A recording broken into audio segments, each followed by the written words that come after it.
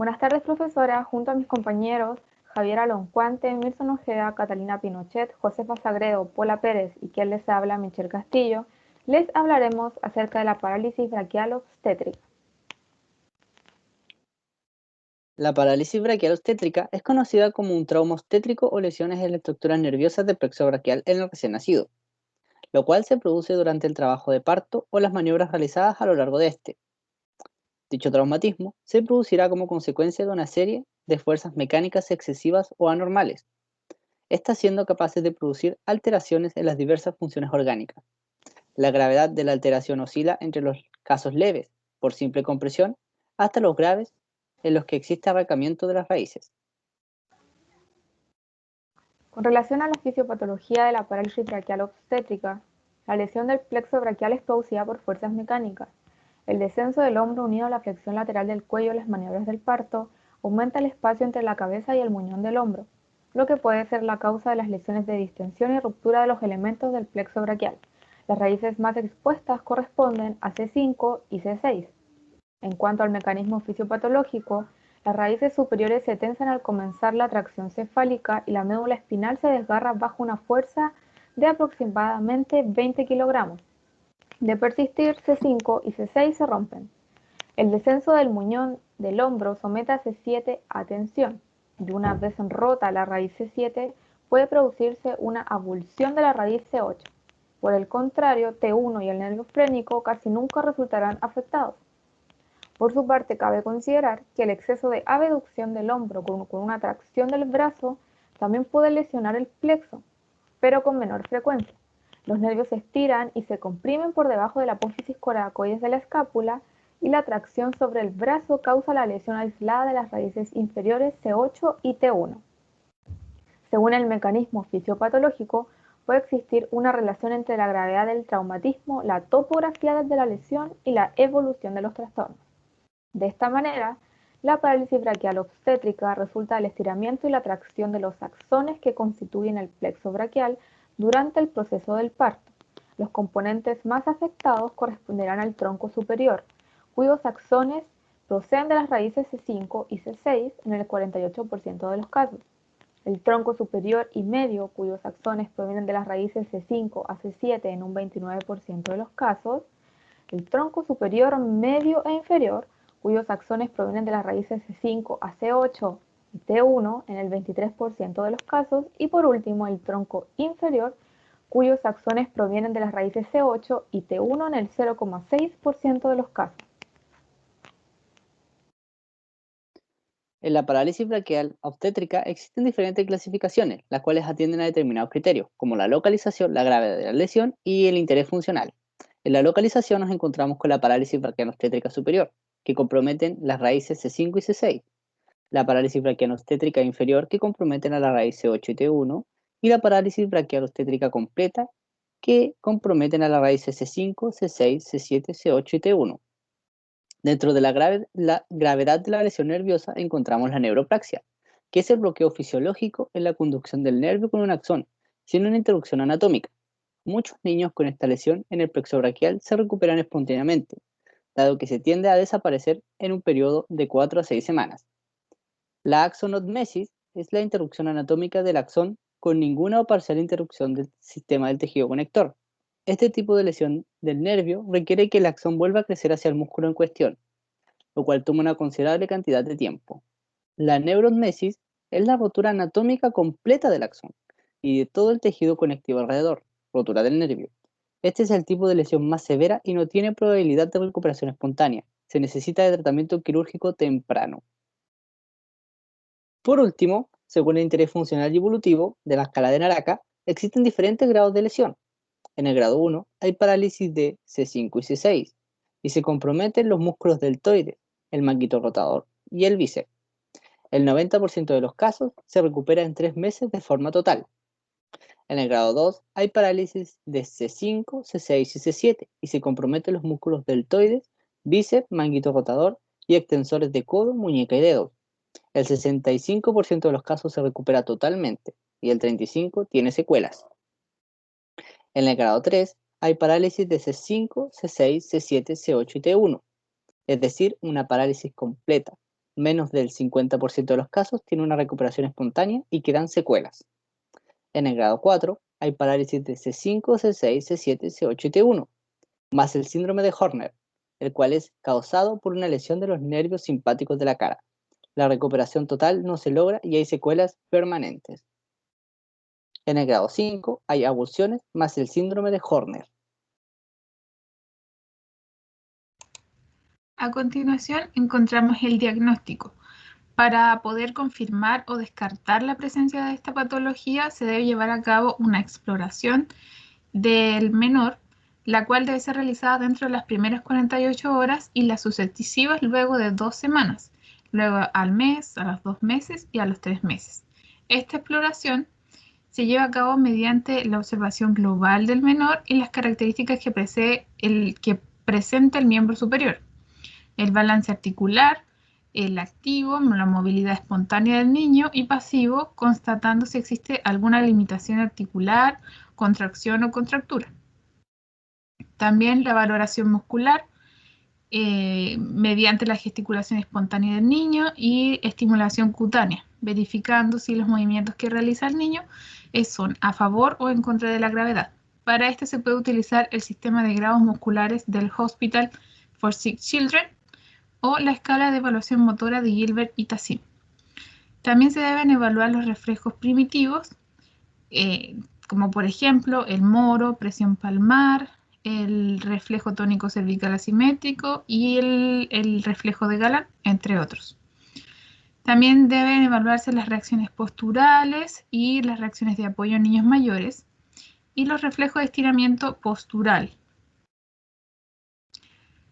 Además de la sensibilidad, la cual puede ser evaluada mediante la escala de evaluación sensitiva de Naracas y la escala funcional de Mallet, que se aplica a mayores de 3 años, y esta valora la función del hombro en base al movimiento global de la extremidad.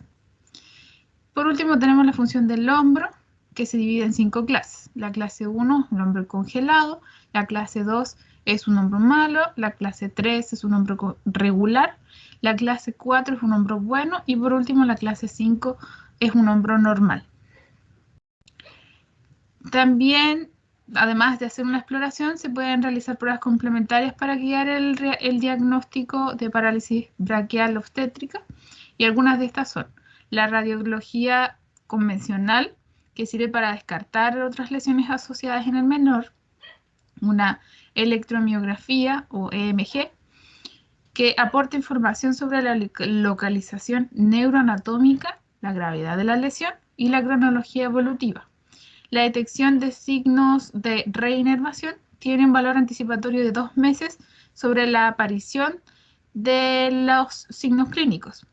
Por esto es una herramienta bastante útil para la toma de decisiones terapéuticas conservadoras y quirúrgicas. Luego tenemos la resonancia magnética, que es indicada en niños que presentan una evaluación desfavorable y también para realizar una planificación quirúrgica. Permite la visualización de neuromas o solución de continuidad en el interior del plexo. Por último, tenemos la mielografía, que es una técnica un poco más invasiva y de mayor riesgo para el paciente, y los resultados son similares o incluso mejores a los de la resonancia magnética, ya que en esta se utiliza una forma de radiografía en tiempo real llamada fluoroscopia y una inyección de material de contraste para evaluar la médula espinal, las raíces de los nervios y el recubrimiento de la médula, que son las meninges. Además, debemos considerar los diagnósticos diferenciales para no ser confundidos con una parálisis braquial obstétrica, y estos pueden ser una pseudoparálisis por dolor, donde encontramos fracturas, deslizamiento epifisario de la cabeza humeral, osteomielitis. También la lesión medular o cerebral, hemangiomatosis cerebral, especialmente en los casos bilaterales. También puede ser una costilla cervical, vértebra torácica normal, compresión cervical neoplasia o amioplasia congénita.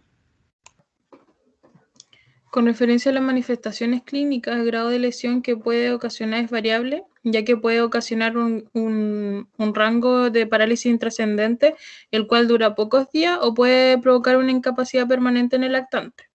También se puede provocar una afección en una sola raíz, lo cual puede ocasionar una lesión en la totalidad del plexo braquial. Con referencia al tipo de brazo superior, los músculos que se ven afectados son el deltoides, el suprainfraespinoso, el redondo menor, el bíceps braquial, el coracobraquial y el supinador corto y largo. Poco después del nacimiento se presenta la ausencia del reflejo moro. El antebrazo está en pronación y codo en extensión y hay una incapacidad de abducción en el brazo. Varios días después del nacimiento se observa una tumefacción en la región deltoidea por inflamación y hemorragia. También hay una lesión del nervio frénico en el donde se puede observar la zona. También en el niño mayor los signos son de deformidad residual, en dependencia del desequilibrio muscular y de las deformidades óseas, como se puede observar en las imágenes. Hay un acortamiento del miembro afecto, una atrofia muscular, hombro en abducción y rotación interna, limitación de la abducción de hombro, pérdida de ritmo escapulohumeral, antebrazo pronado supinado y ausencia de los reflejos bicipital y radial. En el tipo brazo inferior hay una infrecuente lesión en la que inicialmente existe parálisis de todo el miembro superior, seguida de una rápida recuperación, quedando paralizados los músculos inervados por C8 y T1, donde los principales afectados son los flexores del carpo, los flexores largos de los dedos y lo intrínseco de los dedos. También se observa la ausencia temprana del reflejo de prensión y la atrofia de la eminencia tenar e hipotenar. En el tipo de brazo total hay una parálisis sensitivo-motora de toda la extremidad, producto de lesión total del plexo braquial, y también el miembro está completamente péndulo e insensible, que no se presta al menos para tratamiento quirúrgico directo. Y otras lesiones asociadas que podemos encontrar son la fractura de la escápula, las fracturas costales, la parálisis facial, la lesión del nervio periférico y la luxación congénita de las caderas, entre otras. De acuerdo al cuadro clínico, se asocian una serie de complicaciones y secuelas en la parálisis braquial obstétrica. En este sentido, se diferencian 3 patrones de acuerdo al compromiso que se genera en las raíces nerviosas. El patrón más común en la parálisis braquial es el que compromete la parte superior del tronco, conocida como parálisis de Erdős-Chern. Esta lesiona los nervios axilares, músculo cutáneo, supraescapular, supraespinoso e infraespinoso, repercutiendo en la pérdida de movilidad del brazo, puesto que este clínicamente se observa rotado internamente y pronado sin movimiento de hombro, codo, mano y flexión de la muñeca. Otro patrón es el brazo inferior denominado Kumka, en el cual se lesionan los ramos ventrales de los segmentos C8 y T1. Debuta inicialmente con la parálisis de todo el miembro superior, pero seguida de una recuperación de las zonas proximales y quedando paralizada la musculatura distal. Y por último, el patrón de brazo total es la forma clínica más severa. En ella se observa un brazo sin respuesta a los movimientos reflejos y ausencia de actividad voluntaria. Y en relación a las secuelas se presentan de 4 tipos. Contracciones. Estas contracciones impiden la funcionalidad del segmento. En el caso del deltoides y redondo mayor, impiden la abducción del hombro, bíceps y tríceps interfieren en la flexión activa de codo. Trastornos del crecimiento representada por la disminución de la longitud del brazo y atrofia global. En cuanto a la limitación de la amplitud articular, esta es a causa del desequilibrio muscular, de la retracción de los tejidos blandos y posiciones mantenidas producto de la inmovilidad de la extremidad. El hombro se mantiene en aducción y rotación interna por la retracción del músculo subescapular. Y por último, limitaciones funcionales y retraso psicomotor. Los cambios de decúbito y el paso a la sedestación se realizan siempre por el lado sano, esto generando asimetrías del tronco y retraso en la adquisición de las reacciones del equilibrio. Además, se afecta el arrastre y el gateo, esto porque el menor no genera la fuerza suficiente a causa del brazo defectuoso. Por otra parte, nos centraremos en el tratamiento de la patología. Como es de conocimiento, la parálisis del plexo braquial se diagnostica desde el nacimiento, por lo cual es de suma importancia que se ejecute un tratamiento de manera precoz, ya que disminuirá las secuelas de esta. Con respecto a lo anterior, se requiere de un equipo multidisciplinario para el proceso de intervención. Entre ellos destacan fisiatra, kinesiólogo, terapeuta ocupacional y cirujanos ortopédicos. siendo estos últimos especializados en microcirugía del plexo braquial, quienes evaluarán las áreas afectadas y ejecutarán un plan de intervención. Cabe destacar que el tratamiento de la parálisis considera terapias físicas en primera instancia para recuperar y mantener la funcionalidad del segmento, como es en el caso de terapias de rehabilitación y tratamiento conservador. Sin embargo, en algunos casos se requiere de la intervención quirúrgica. En relación al tratamiento conservador, su objetivo es mantener la máxima funcionalidad del brazo a través de la terapia de movimiento activa con el fin de que la persona no desarrolle deformidades de la inmovilización del segmento. Y en cuanto a las técnicas microquirúrgicas para el tratamiento de las lesiones nerviosas, abarcan 3 tipos de reparación quirúrgica: la neurólisis, el injerto nervioso autónomo y la transferencia nerviosa. Es relevante considerar que este tipo de tratamiento se recomienda solo en aquellos casos donde exista un fracaso del tratamiento conservador. Respecto al tratamiento quirúrgico, encontramos neurólisis, el cual consiste en resecar el tejido cicatrical perineural y epineural. Cabe mencionar que no siempre se logra recuperar la función debido a que el axón puede estar seriamente dañado. Por otra parte, encontramos el injerto nervioso autógeno, que se ejecuta cuando existe una elongación importante en el tronco. Siguientemente se reseca el neuroma y se realizan puentes con injerto de nervio. Los dadores son el plexo cervical superficial y el nervio braquial cutáneo interno. Respecto a las transferencias nerviosas, se llevará a cabo en lesiones por arrancamiento, donde la única opción es transferencia nerviosa del nervio espinal al nervio supraescapular y los intercostales al nervio musculocutáneo. Respecto al tratamiento fisioterápico, encontramos el tratamiento postural. Es importante la protección del nervio afectado en los primeros días, evadiendo estirar el brazo al bebé, ya que puede empeorar la lesión, y es de suma importancia mantener el nervio en una postura correcta para así evitar que quede comprimido o asuma posturas anormales. En las movilizaciones pasivas, a partir de la 4ª semana se realiza este tipo de movilizaciones en cada articulación comprometida, en todos sus arcos de movimiento, varias veces al día, lo que también constituye una fuente de estímulos propioceptivos importantes para la recuperación de la lesión del nervio. En las movilizaciones activas, son realizadas al observar los primeros signos de recuperación del nervio. Su ejecución tiene como objetivo conseguir la maduración funcional de las unidades motoras. Respecto a los masajes, la aplicación de los masajes en el brazo afectado del bebé permitirá el aumento de la circulación en la zona. Por lo tanto, el suministro de nutrientes es mayor, lo cual evitará el desarrollo de atrofias en los músculos inmóviles y, por otra parte, normalizará el tono de las zonas adyacentes, evitando contracturas y retracciones. Respecto a los tratamientos que podemos encontrar desde terapia ocupacional, encontramos el juego, que es una forma de permitir que el menor realice una terapia sin que se aburra, ya que el juego es su principal área de ocupación. El desarrollo fomentará la integración y coordinación de movimientos, también la discriminación del espacio, tiempo y lados del cuerpo. Además, existe adrenalina liberada, lo cual puede disminuir cualquier dolor por limitación de la movilidad, logrando mayor amplitud en el movimiento. Una manera de juego es hacer las cosas que se harían en la vida diaria, como bañarse, vestirse y comer.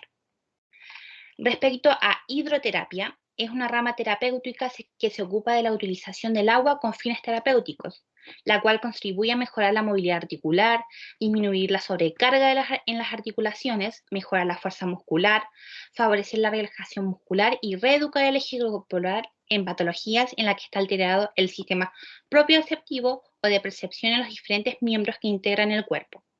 Respecto a las órtesis, esto permitirá la estabilización de la articulación del hombro, control de la subluxación y rotación interna del hombro y aporta en la reducción de las tensiones cápsulo-ligamentosas, como también la prevención del dolor y la subluxación. A continuación les mostraremos las referencias bibliográficas.